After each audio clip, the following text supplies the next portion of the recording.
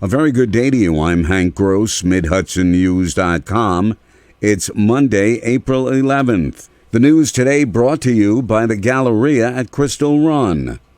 A water main that serves two-thirds of the residents of the city of Middletown is antiquated and in need of replacement, and that's going to happen now that Congressman Sean Patrick Maloney secured $3.5 million as part of the congressional infrastructure package. Maloney and Mayor Joseph DeStefano toured the downtown area where the work is about to begin. DeStefano said without the federal funding, the cost of replacing the line would be prohibitive. Here in Middletown, the infrastructure that we're replacing, I think, is 1880s, Jacob, somewhere around that. The main will be coming down from our water treatment plant. That'll go about a mile. We have 75 miles of water lines, water mains in our city. So you can imagine the cost of doing this on our own. Maloney also said there's funding in the millions to replace lead water service lines in the entire country. Longtime Thompson Town Supervisor Tony Cellini is retired, and when the Army veteran was invited to participate in this past weekend's honor flight to Washington, D.C., he asked his friend Sullivan County District Attorney Megan Galligan to be his companion for the day. She said it was an extremely emotional day for all the veterans and her as well.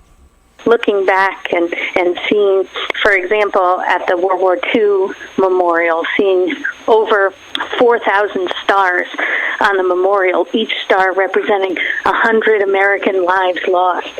The toll, and looking at Arlington and all of the white markers all in a row, it's really, there's more than 400,000 people buried there, I believe. Cellini served in France and Germany in the Cold War era, and he told Galligan he would visit the cemeteries where American soldiers from the world wars were buried to pay his respects. Charles Pratt, the 33-year-old Watertown man wanted in connection with the robbery of a Monticello bank on Friday, has been captured in New York City.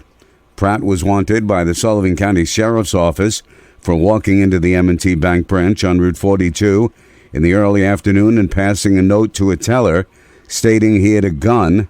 It demanded money. He fled the bank with an undetermined amount of cash. Pratt was arrested by New York City police from the 32nd Precinct in Manhattan, the Sullivan County Sheriff's Office said on Sunday. Assemblyman Kevin Cahill is glad to see two improvements to voter access included in the state budget adopted late last week. The spending plan will provide for postage-paid envelopes to return ballots by voters who choose to cast them absentee. The budget also includes a provision that institutions of higher education with over 300 residents will be required to host a polling place on their property, beginning with the 2022 general election. Creating a space for students to be civically engaged is vital to maintaining our democracy, said Cahill. It's been 7 years since the chemicals PFOS and PFOA were discovered in Washington Lake and the city of Newburgh's drinking water supply. Investigations determined the cause was firefighting foam leaching from the nearby Stewart Airport National Guard base. Washington Lake was turned off when the chemicals were discovered, and Newburgh's been receiving its water from the New York City aqueduct system.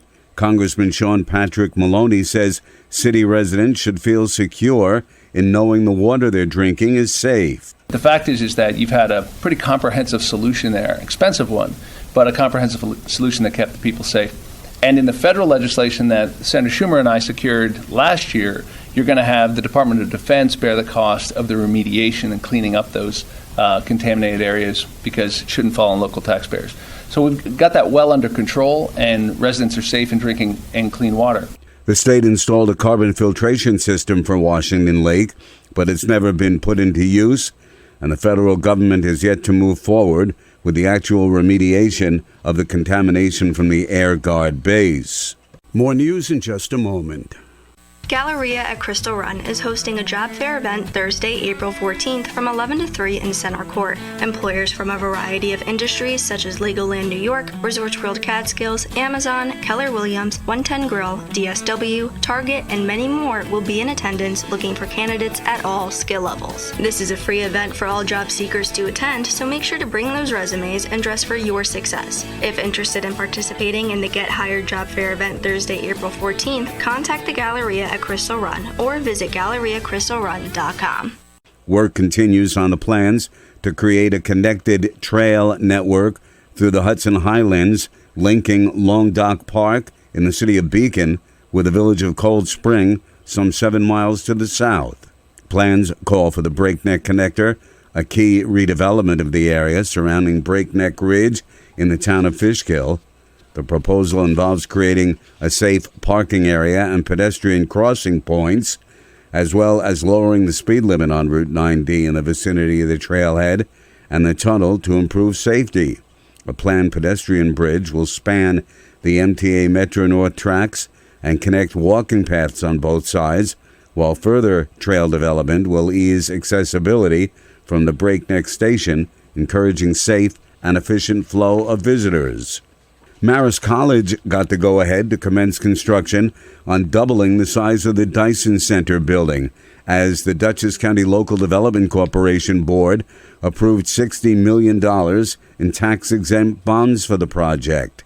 In a brief special meeting, the LDC Board approved the bonding authority not to exceed $65 million.